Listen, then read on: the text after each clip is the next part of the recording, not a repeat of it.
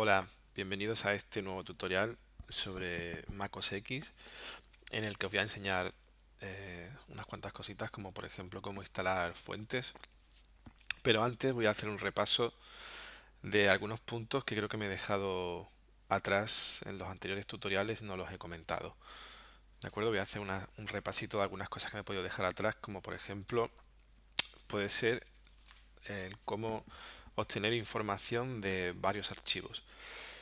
En anteriores tutoriales comenté que si teníamos un archivo y queríamos saber su tamaño, una serie de características, podíamos pulsar comando I y o bien botón derecho obtener información.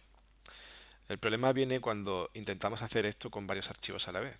Si yo selecciono todos los que hay aquí y le digo a comando I, lo que sucede es que se me abren todos.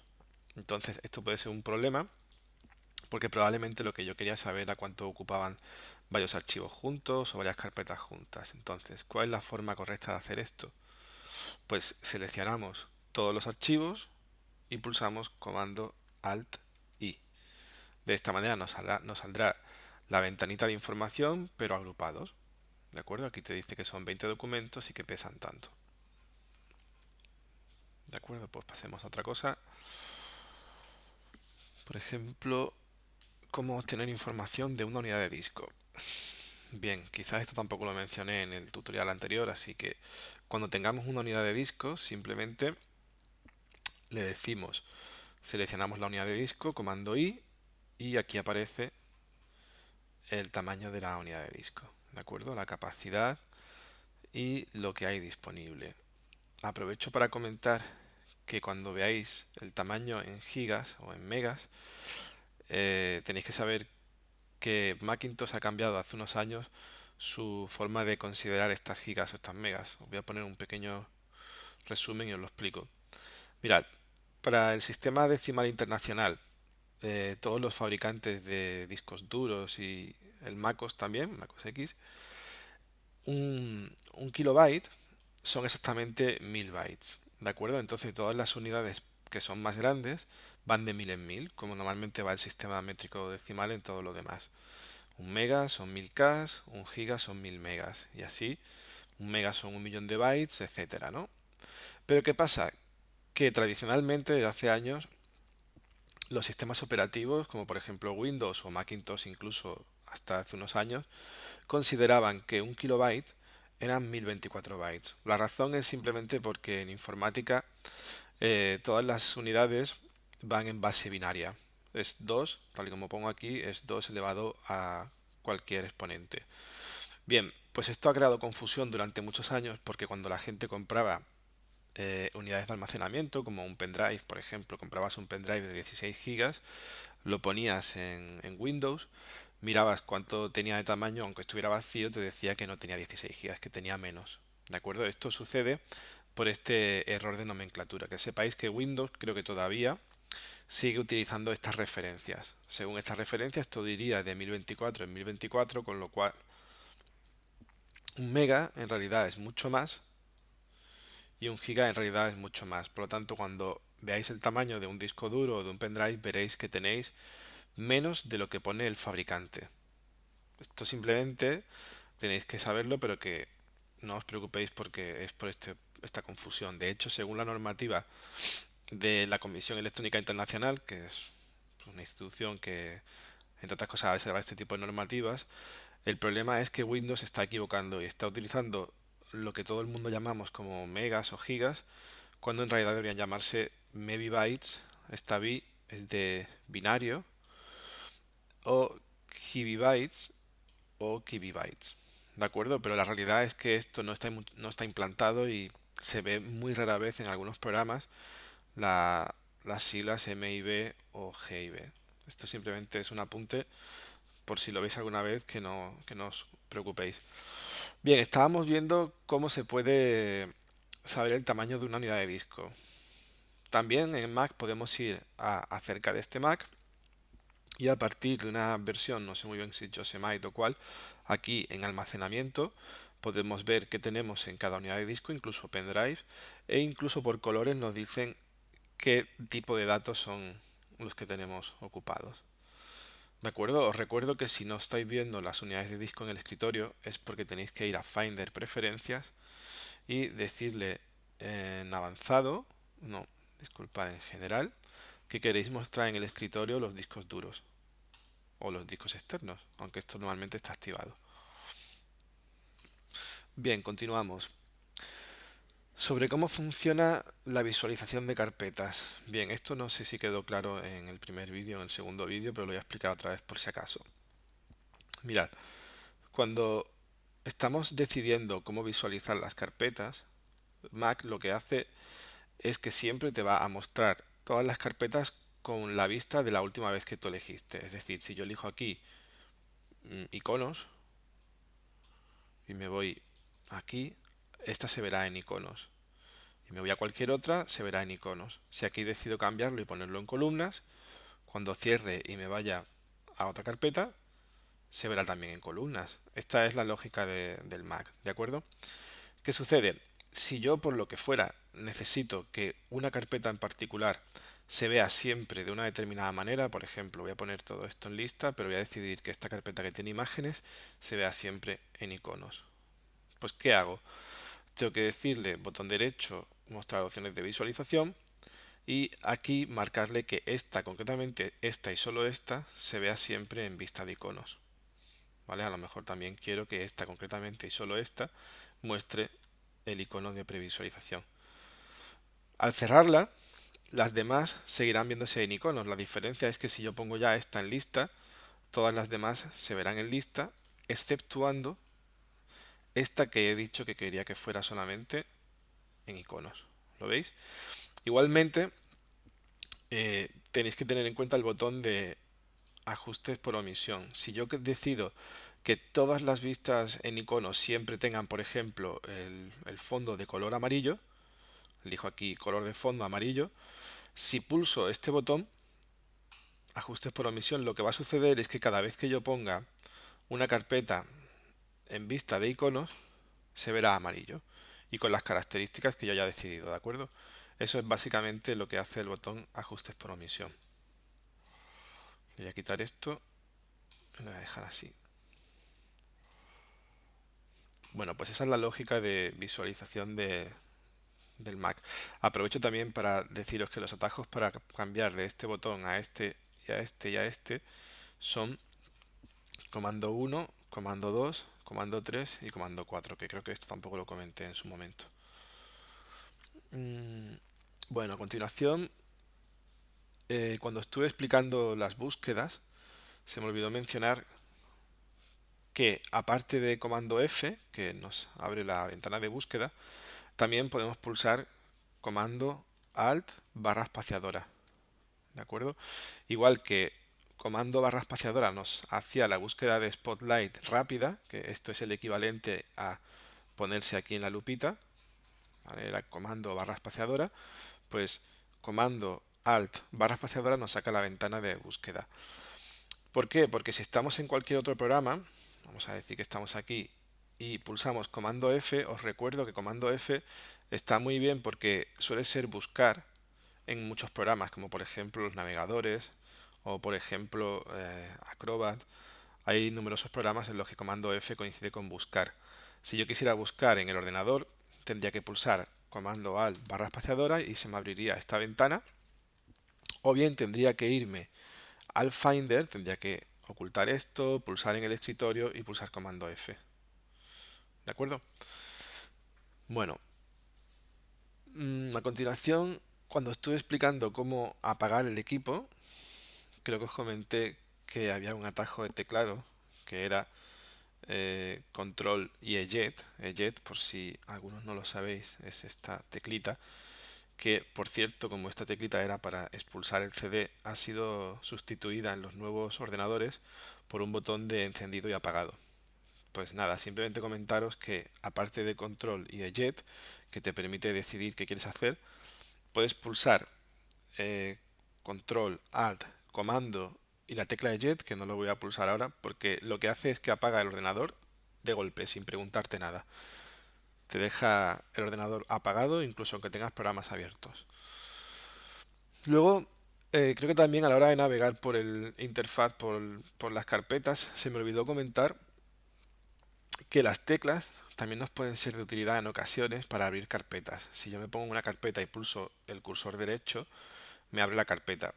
Y si pulso el cursor izquierdo, me la recoge. Si voy con los cursores, puedo navegar por aquí.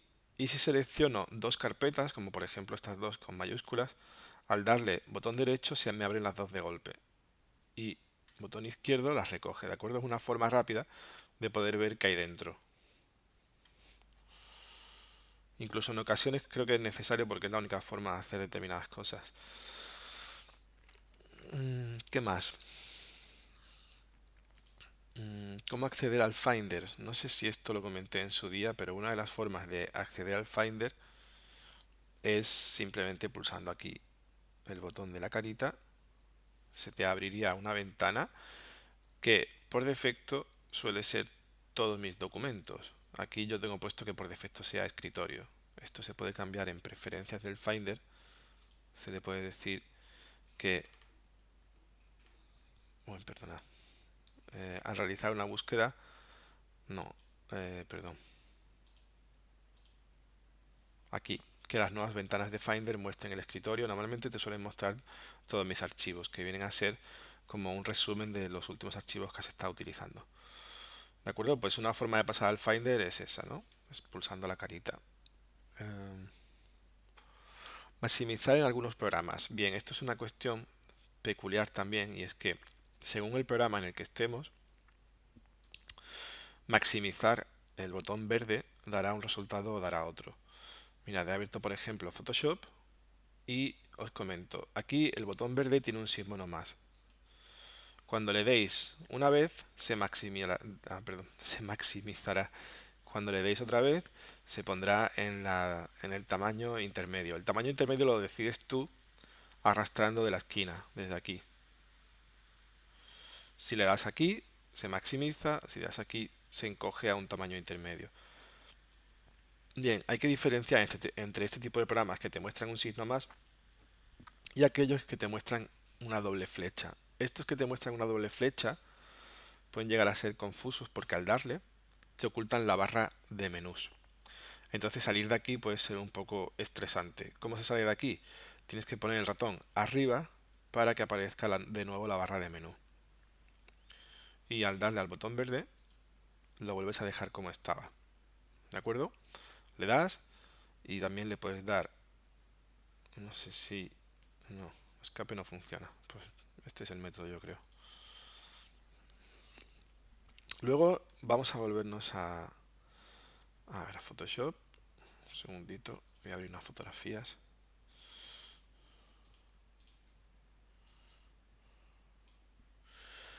Que creo que algo que no he comentado es cuando estemos en un programa determinado, si queremos pasar de pestaña en pestaña con las teclas de manera rápida, el atajo de teclado es control tabulador.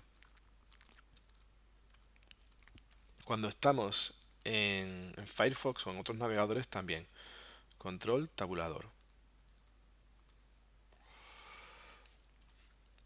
Si en lugar de tenerlo en pestañas lo tuviéramos en ventanas,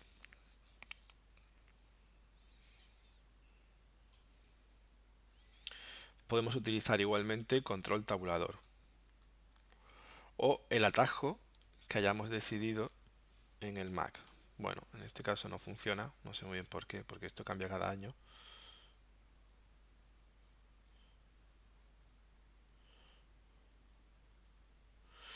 Eh,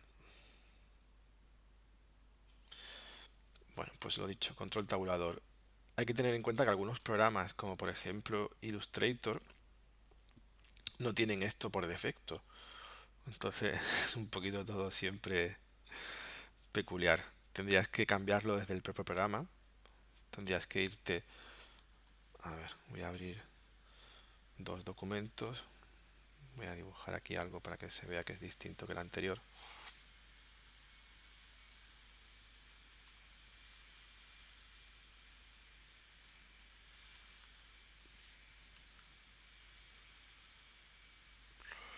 ¿Cómo pasamos de aquí a aquí? Pues la verdad es que hay que irse a edición, métodos abreviados de teclado, y en métodos abreviados de teclado hay que irse a comandos de menú y donde dice otros varios, hay que decidir aquí navegar al siguiente documento.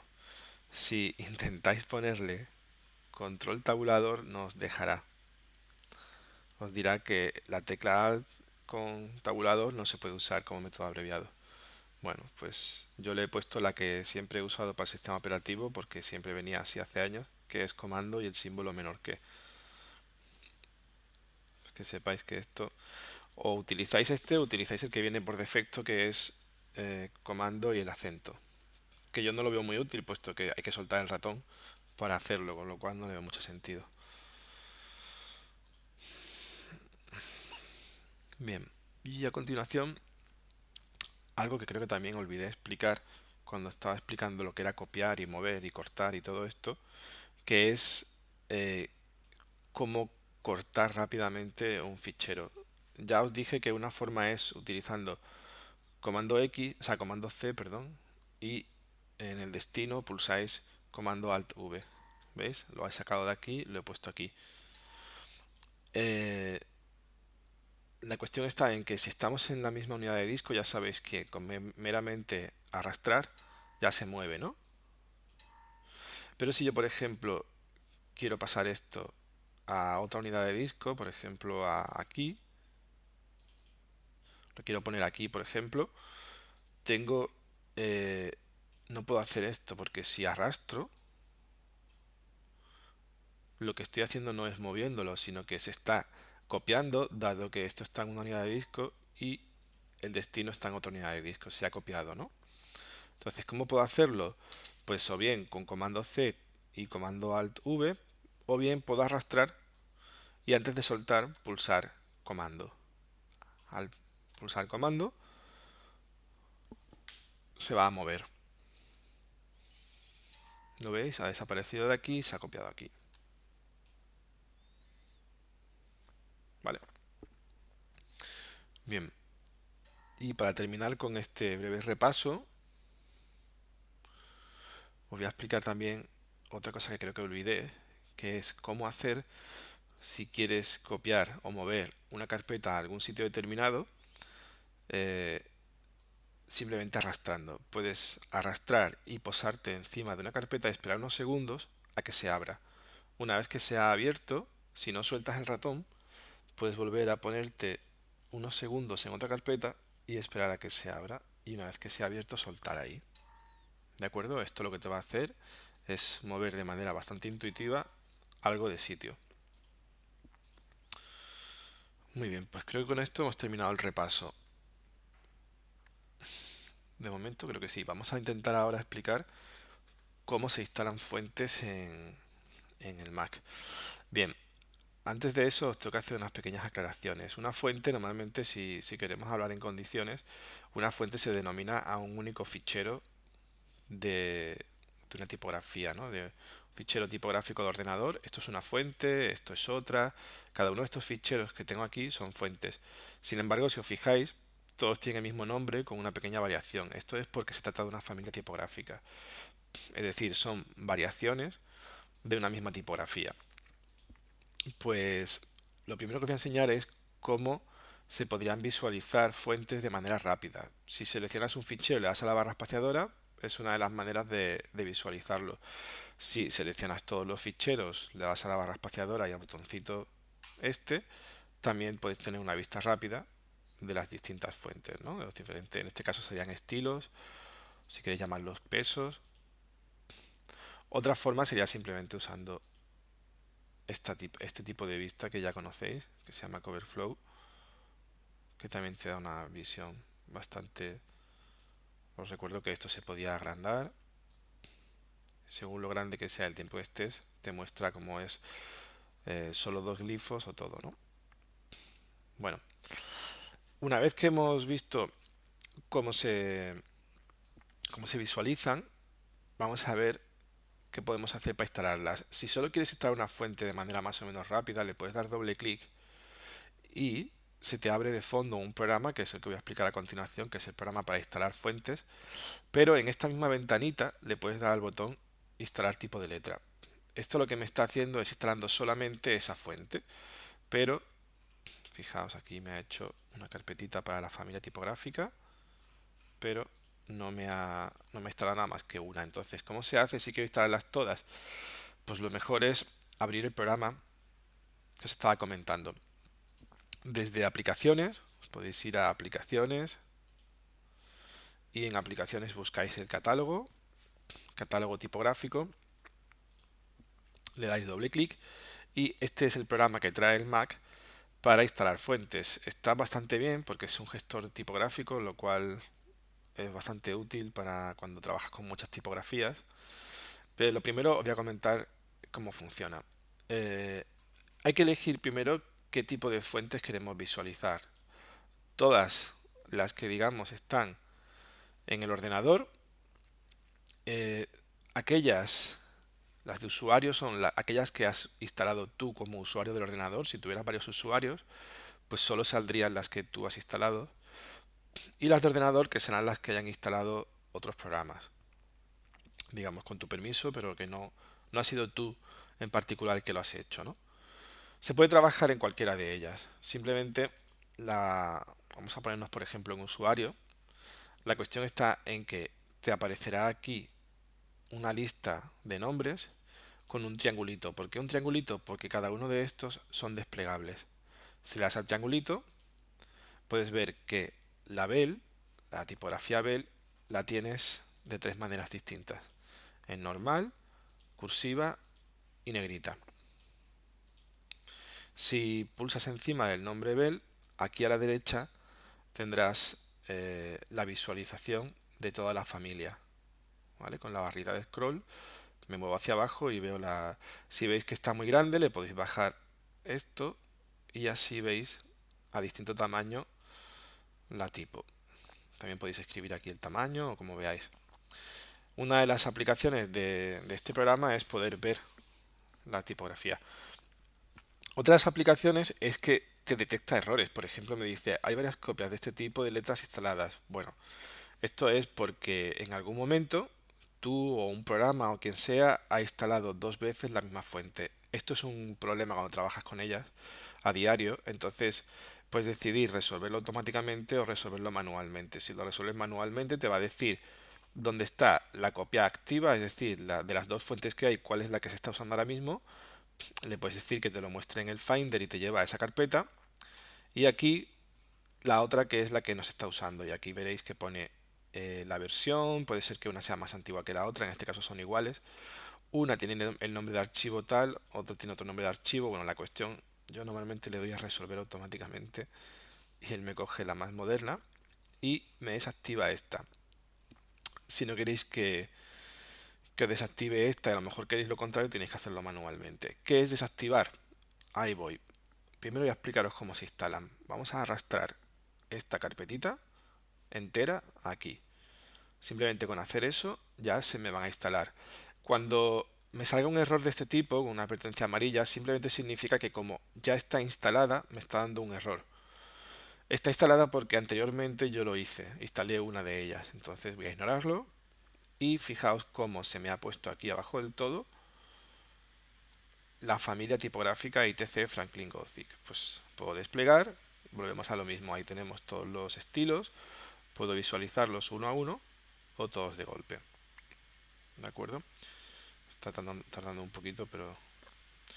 ¿Qué es activar y desactivar tipografías? Bien, lo interesante cuando trabajas con muchas tipografías es no tener muchas instaladas a la vez en el ordenador. Lo interesante es que tengas el menor número posible porque los programas cuando encienden, los programas de diseño tienen que andar cargándolas. Entonces para eso este programa te permite desactivar fuentes. Está ahora mismo se ha instalado, lo cual quiere decir que si me voy a un programa de diseño e intento escribir con ella, estará accesible, aparecerá. Os lo voy a demostrar ahora mismo.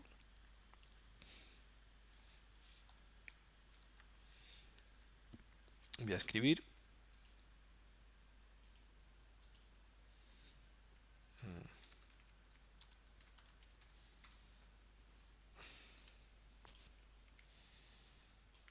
¿vale? Comando T para sacar el panel y voy a buscar el nombre de ITC Franklin Gothic. Vale, me voy a poner aquí, voy a escribir ITC y aquí veis, me salen todos los estilos de la ITC Franklin Gothic que acabo de instalar. Voy a poner otra cualquiera y me voy a ir al catálogo tipográfico y voy a desactivar esta.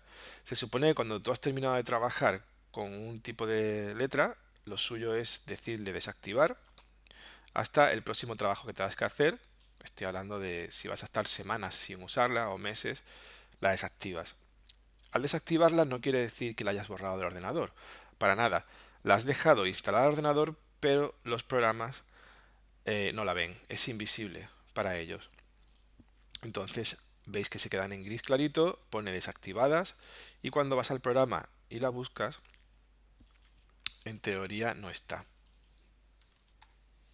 ¿Veis? Hay una ITC pero no es la Franklin Gothic. Al desactivar has ocultado la fuente y así le ahorras trabajo a los programas. Bien, pues básicamente eso es lo que habría que hacer y así es como funciona el programa.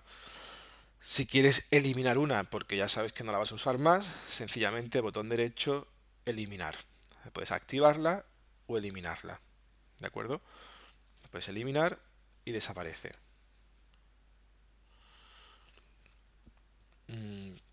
Como digo, el programa sirve para este tipo de cosas, también para resolver los problemas de duplicación. Aquí igual hay un problema de duplicación, en fin. Esto habría que revisarlo uno a uno. Y además nos sirve para hacer colecciones, que se llaman. Las colecciones, ¿qué son? Las colecciones, vamos a darle aquí al simbolito de aquí abajo.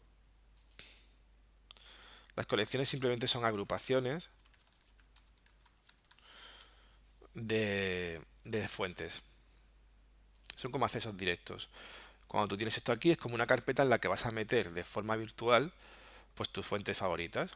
Esto puede ser útil sobre todo para cuando trabajas con un trabajo concreto que tiene un par de tipografías o tres, las metes ahí y ya sabes que para ese trabajo solo vas a necesitar esa o las encuentras más rápidamente, ¿no?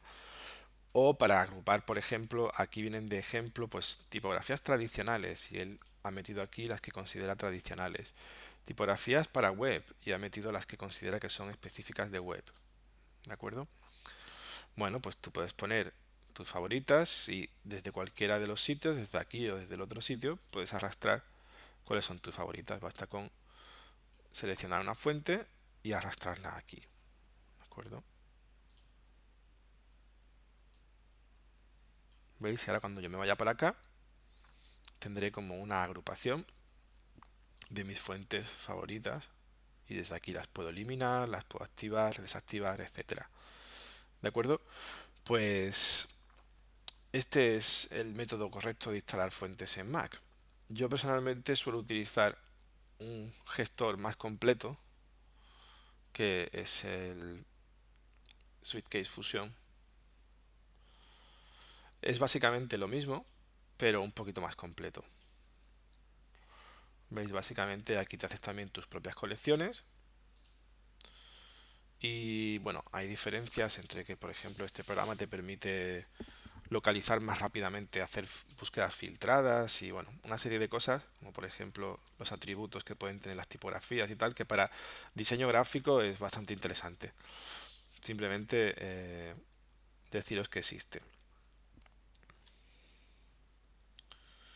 Muy importante también deciros que existe un tipo de fuentes que se llaman de sistema, que bueno, lo voy a volver a poner. En Mac no tendréis por qué preocuparos de ellas porque no te deja borrarlas. Sencillamente son unas fuentes que utiliza el sistema operativo a diario y si tú las borraras, el ordenador no arrancaría. Estas de aquí, cada vez que veáis una tipo que os diga que no os deja ni activarla, ni desactivarla, ni nada, como esta por ejemplo, es ni eliminarla ni desactivarla es porque es de sistema, entonces viene preparado para que no se borren. En Windows no es así, si no tenéis cuidado y las borráis podéis tener problemas con el sistema operativo, ¿de acuerdo? Bueno, pues vamos a pasar a otra cosita. Vamos a explicar ahora, por ejemplo, mmm, temas que tienen que ver con las preferencias del sistema. Ya sabéis que las preferencias del sistema se pueden acceder desde el dock o desde la manzanita, preferencias del sistema, desde el Launchpad, preferencias del sistema o desde aplicaciones, preferencias del sistema, ¿de acuerdo? En todos los sitios está, es lo mismo. Bien, básicamente preferencias del sistema es como el panel de control de Windows, nos va a permitir modificar todas las características del sistema operativo. Si echamos un vistazo, hay algunos, hay muchísimos, están clasificados, ¿no?, por categorías. Empezamos por general. Bueno, general no lo veo especialmente interesante, es básicamente para cambiar la apariencia de botones, menús y tal. También puedes elegir el navegador web por omisión o el número de ítems recientes que quieres ver aquí en la manzanita, ítems recientes, lo cual sinceramente no me parece muy interesante. En escritorio y salvapantallas, pues igual, no es una cosa tampoco muy especialmente interesante, es básicamente para cambiarle el fondo a tu escritorio. Le puedes poner las fotitos que vienen de regalo o si quieres poner las tuyas propias, te vas aquí, le das al símbolo más y pones una foto propia. ¿Vale? Dejar como estaba. Sala pantallas, igual. Hoy en día los monitores LCD y TFT en principio no sufren las quemaduras que sufrían los monitores antiguamente. Pero bueno, están llegando los nuevos OLED que parece ser que sí que las van a sufrir. Entonces, esto se inventó hace años con los de fósforo y en principio sirve para que no se te queme la pantalla a partir de no sé cuántos minutos. Tú le dices aquí cuántos minutos quieres que tarde en empezar y si te vas a ir a tomar un café, pues lo pones. Aunque personalmente creo que es más recomendable irse al panel economizador y aquí decirle que la pantalla entre en reposo. ¿De acuerdo? Le puedes decir que a los 5 minutos o a los 10 minutos de no estar tú delante del ordenador, se apague la pantalla. Fijaos cómo viene por separado lo que es el ordenador en reposo y la pantalla en reposo. ¿De acuerdo? Creo que en las versiones más modernas ya viene todo junto y tienes que darle un botón para separarlo. Pero básicamente es que la pantalla es una cosa, el ordenador es otro. Si tú pones en reposo el ordenador, sería el equivalente a darle a la manzanita reposo o darle a bajar la tapadera, la tapa en un portátil. Lo que hace el reposo es que te almacena toda la información de lo que estás trabajando en la memoria RAM o en el disco duro y apaga el ordenador. De esa manera ahorras electricidad y cuando lo abres puedes volver a estar donde estabas. ¿De acuerdo? Ese es el economizador. El dock creo que sí ha sido explicado en otros tutoriales anteriores. El Mission Control creo que también. Idioma y región. Ah, no lo veo especialmente interesante. Seguridad y privacidad. Bien, os cuento. Seguridad y privacidad sí que me parece interesante el apartado este. Normalmente los Mac vienen con esta opción seleccionada, que solo te permite instalar aplicaciones descargadas de la tienda de Mac o de desarrolladores identificados, es decir, de determinadas empresas que fabrican programas de las cuales Apple se fía. Si en alguna ocasión tenéis que instalar un programa de Mac y no os deja, voy a poner un ejemplo. eh, no, un segundito. Mm,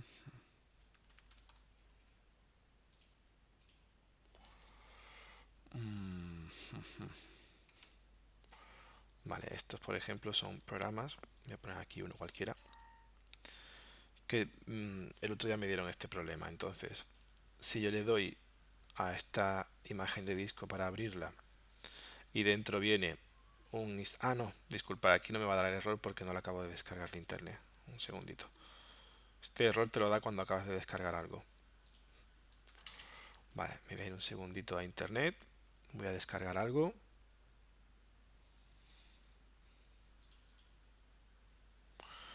Ah, un segundito porque tampoco lo tengo ahí. Lo voy a subir.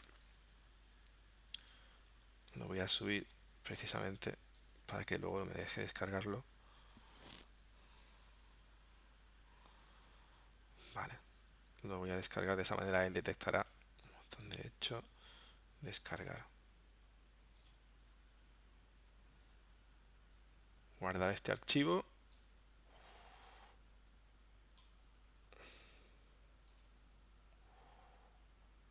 Ajá.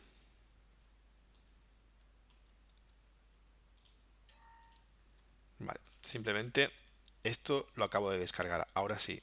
Entonces, como lo acabo de descargar, él piensa que puede ser peligroso. Al darle doble clic, me va a dar esta advertencia. Mira, este programa no puede abrirse porque proviene de un desarrollador no identificado. Bueno, a pesar de que es un perfil de color de Epson, que debería entender el que es importante y tal, pues no lo entiende. Entonces, ¿cómo se soluciona esto?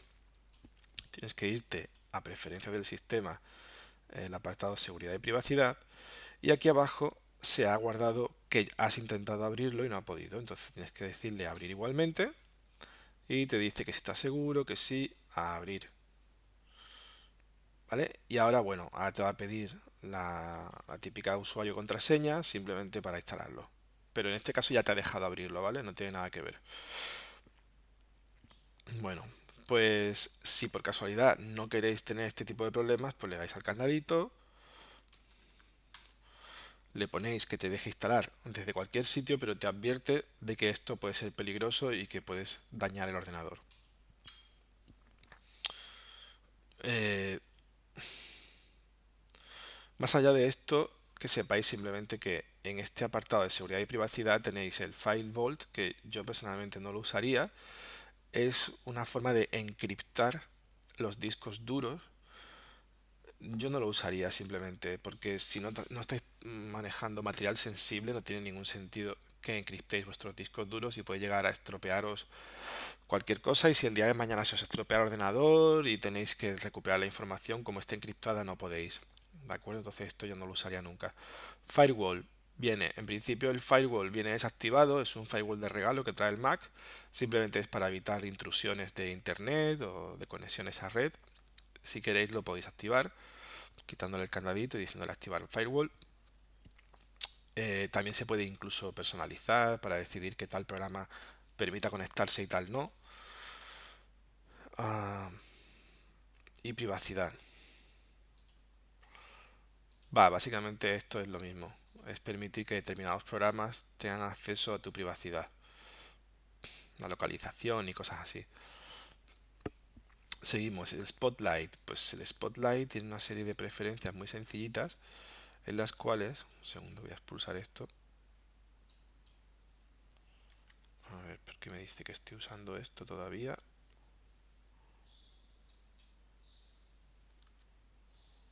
Vale, voy a expulsarlo ya y lo voy a borrar.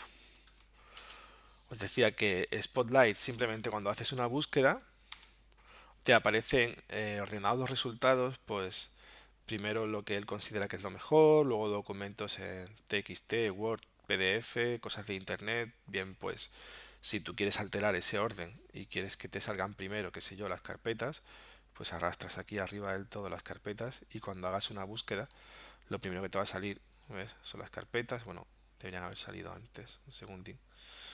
Es decir, carpetas, por ejemplo, y luego PDFs.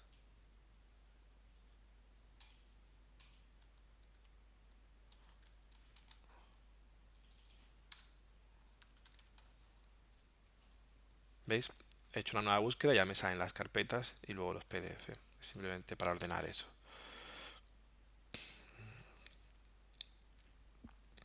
Notificaciones, pues nada, simplemente que los programas que tengáis os pueden sacar notificaciones de aquí de la parte de arriba o del lateral.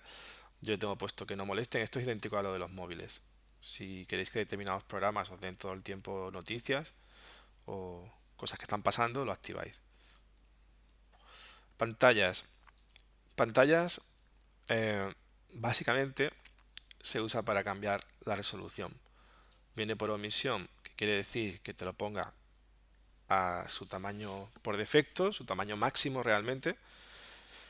Si queréis ver los iconos más grandecitos, pues cambiáis esto y simplemente tendréis los iconos y los interfaces más grandes, simplemente.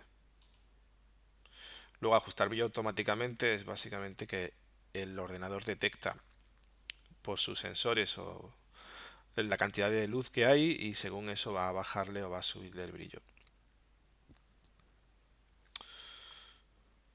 Aquí en el apartado color podéis ver qué perfil de color está usando la pantalla, qué perfil de pantalla. Por si tenéis que utilizar algún otro, lo podéis cambiar desde aquí. Si calibráis el monitor y queréis usar otro, pues lo ponéis ahí. Economizador ya lo he explicado. Y teclado lo voy a comentar también por encima. De teclado, lo más interesante quizás que hay aquí son los visores de teclado y de caracteres. Esta casillita que viene desactivada por defecto, la puedes activar para sacar de aquí el visor de caracteres y el visor de teclado. El visor de caracteres básicamente te va a permitir encontrar caracteres extraños, digamos, ¿no? Caracteres menos comunes, lo cual puede ser necesario en ocasiones. Estás escribiendo en un documento,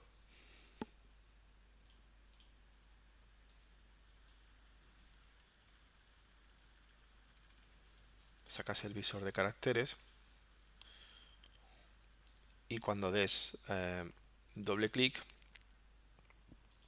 te saldrá este símbolo que estás buscando o lo que sea, ¿no?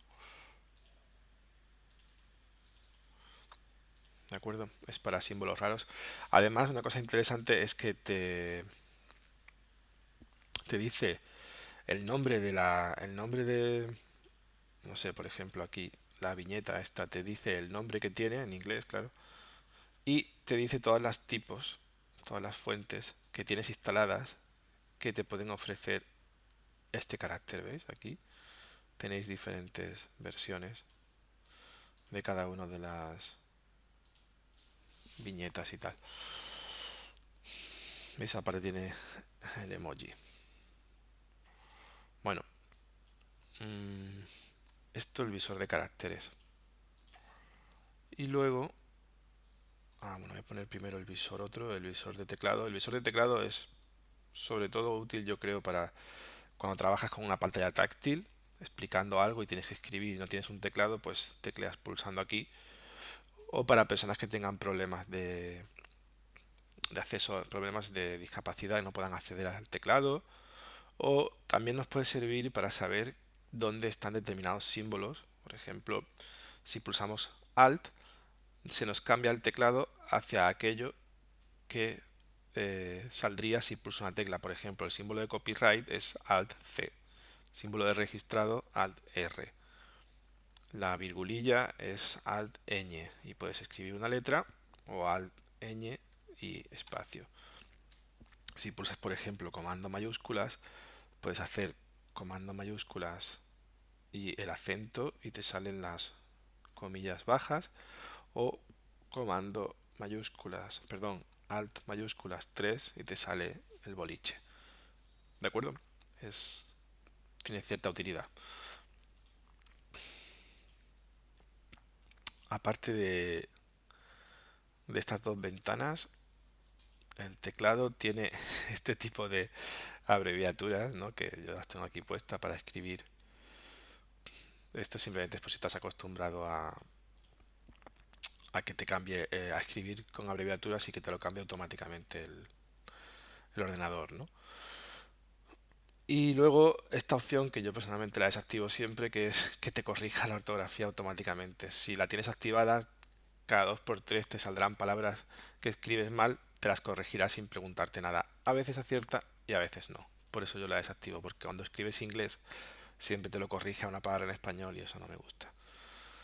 Funciones rápidas, pues sirve para añadir cualquier tipo de atajo de teclado, en principio a los programas de Mac, pero si quieres a otros programas, te vienes para acá abajo y eliges un programa en el cual quieres que un atajo de teclado haga algo. Simplemente le dices dónde tiene que ir y cuál es el atajo de teclado que quieres. Yo aquí personalmente lo que hago siempre es cambiar este en teclado, me voy a centrar en la ventana siguiente, que esto viene por defecto así, que es comando acento y es lo que os explicaba antes de cómo pasar de una ventana a otra, por ejemplo en Finder, cuando tienes varias ventanas, ¿no? En plan, esta ventana y otra ventana, pues yo personalmente cambio con este atajo. Me parece más rápido que comando acento.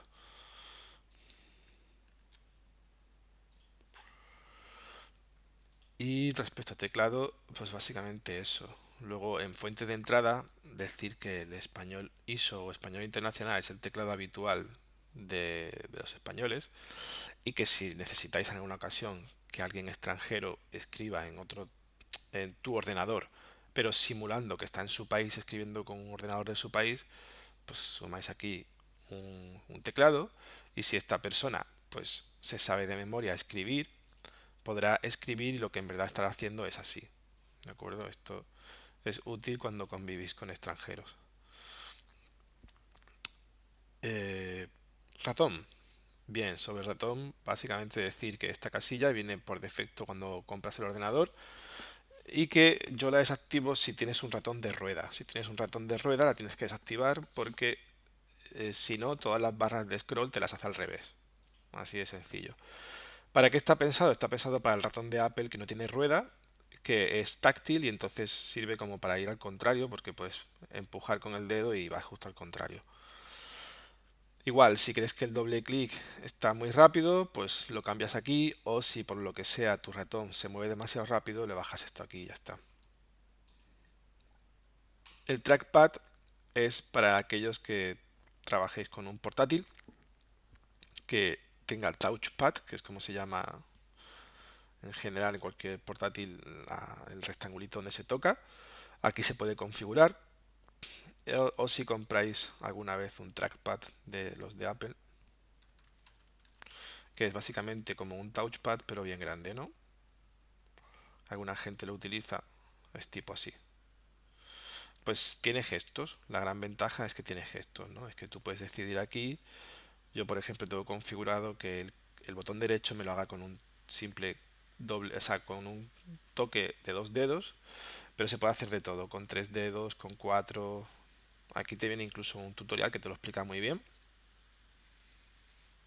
Qué cosas se pueden hacer y qué cosas no, ¿no? Aquí señalar, hacer clic, desplazamiento y zoom. ¿Veis? Esto es básicamente para quien le encuentre utilidad. Más gestos. Puedes hacer, por ejemplo, que el Mission Control salga con... ¿Veis? Es bastante interesante si te acostumbras a usarlo.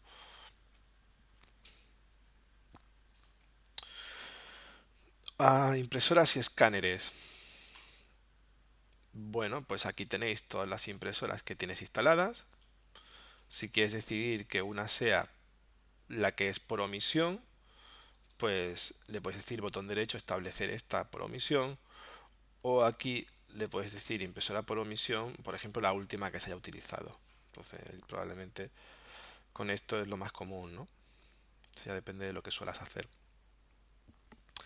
¿Qué más? Pues si quieres quitar una, pues seleccionas y le das al menos. Si quieres añadir una, hombre, lo normal para añadir impresoras es descargarte los drivers y instalarlos. Eh, Pero si por casualidad quitaste una y tienes los drivers o si quieres instalar una impresora que está en red, le das al más y de todas las que vengan eliges una y la instalas. ¿De acuerdo? Igual con los escáneres. Cuando le has apartado escáner, te salen cuáles son los escáneres que tienes y tal, ¿no? Mm, ¿Qué más? Simplemente deciros que cuando mandas a imprimir algo, a ver, voy a imprimir algo, le dan a imprimir, comando P, le voy a dar que me imprima cualquier cosa en cualquier impresora porque como no la tengo conectada me va a dar un error. Al igual que en Windows se te abriría un administrador de impresión o algo parecido, ¿no? Eh, Está aquí abajo, normalmente cuando mandas a imprimir le está costando un poquito.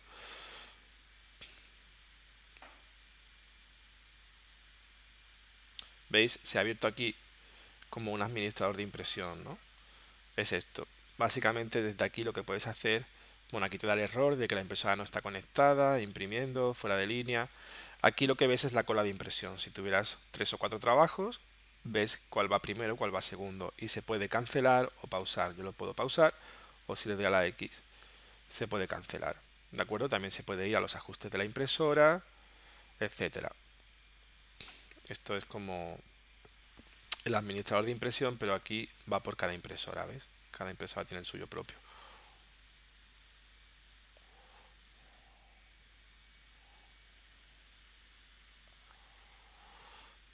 Eso en cuanto a impresoras y escáneres. Pues en cuanto a sonido, no hay mucho que decir. Básicamente tienes decidir aquí cuál es la fuente de entrada, pues si tienes un micrófono, tienes varios o lo que sea. En salida, igual, decidir si quieres unos altavoces o quieres otros. Y efectos de sonido, pues esto ya son sonidos que se reproducen eh, cuando hagas algo o lo que sea, ¿no?